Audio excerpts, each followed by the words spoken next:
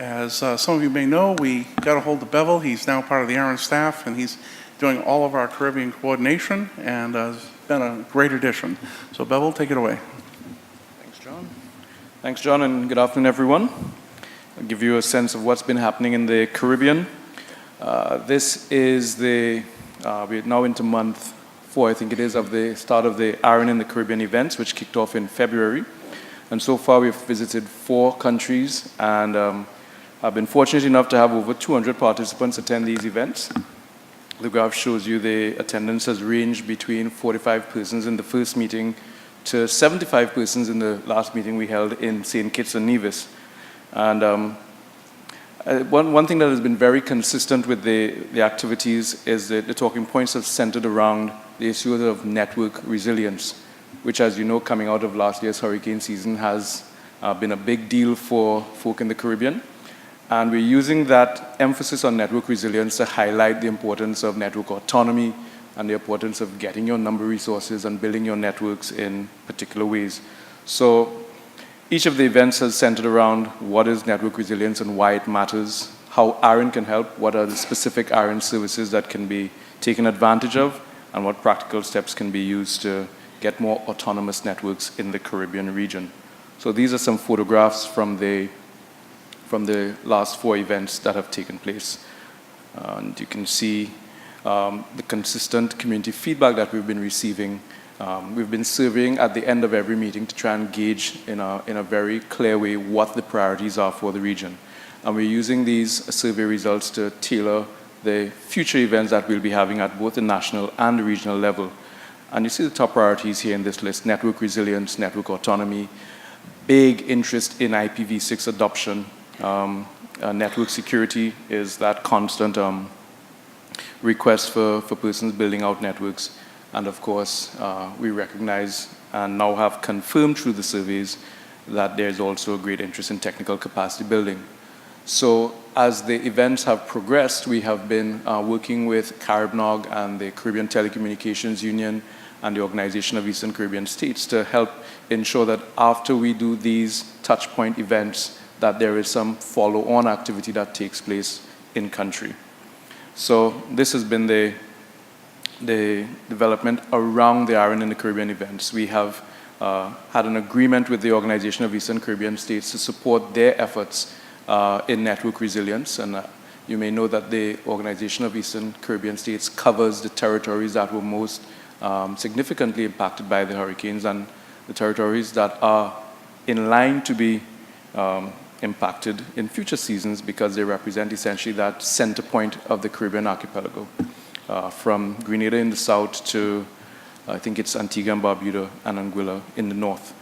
APEX, a Caribbean agency that was recently formed dealing with judicial, legal, and law enforcement technology issues, has also come on board to stand with ARIN and to have ARIN support it in educating judicial officers, lawyers in the areas centering around cybersecurity cases that impact the internet and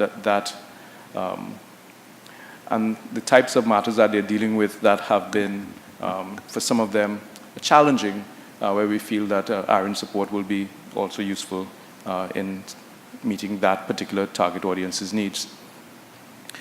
One interesting development as a result of our outreach in the region has been the type of coverage that we have been gathering.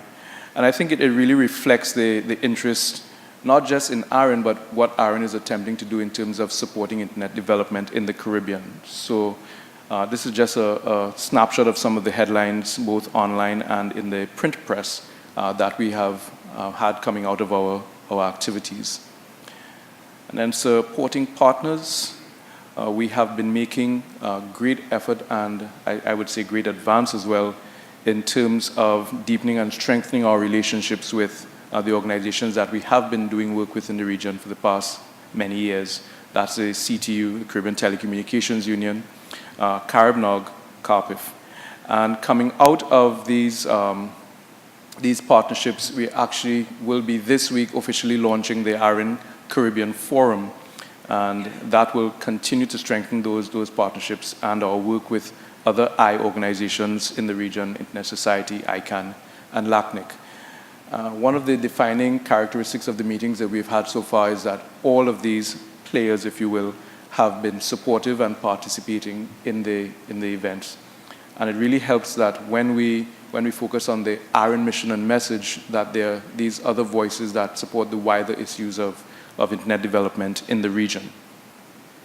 So this is our ongoing focus, increasing the Caribbean contribution in ARIN policy development, and you would have noticed the incremental but important increase in Caribbean participation at this ARIN 41 meeting. Would the Caribbean delegates just indicate by raising your hands your presence in the room? We have a number who are fellows, and we have a number who are returning because, well, they like ARIN and they're interested in policy development, right? So that's the Caribbean posse. And what we're also doing and crafting new activities is for increasing Caribbean participation in the ARIN community, getting persons to participate on the mailing list, to consider the types of policies that might be relevant to networks and number resources in the Caribbean region, and so on. So participating in policy development, participating in the growing ARIN community, those are two of the very, very important things that will be happening. So this week, on Thursday, the 19th of April 2018, we'll be launching ARIN Caribbean Forum. And the forum will focus on 3 areas. Firstly, the technical community group, which will continue our activities with CaribNOG at CaribNOG 15, which begins tomorrow afternoon. The public policy workshop, which we are going to be co-staging with the Caribbean Telecommunications Union. And that group will be looking at the internet policy development trends and priorities for the Caribbean. And there's a new justice sector group, which will be having its first workshop, the cyber collaboration workshop between North American and Caribbean law enforcement officers and agencies. So that's all happening this week, a major step forward and a major new vehicle for our engagement to the Caribbean region. Other events in the coming months, another ARIN Caribbean event scheduled for Dominica and Antigua and Barbuda the first week in May. Then we have member outreach to the BVI and USVI in June, followed by the Caribbean Peering Forum in Belize, also the second week in June. And then we continue on in July with a justice stakeholder awareness session. And that's it for the Caribbean. Microphone. Thank you, Bevel. Microphones are open for any questions on the Caribbean update. Hello, Jose de la Cruz, Internet Society, Puerto Rico. Is this Caribbean region strictly geographical, or was it made up by some other method? Because I noticed you include USVI, but we in Puerto Rico were not aware of this event. The event in USVI was just first announced to everyone for the first time in this presentation. So it'll be posted on the ARIN website shortly. And I hope that we'll be able to come to Puerto Rico in the not too distant future. We actually want to do that.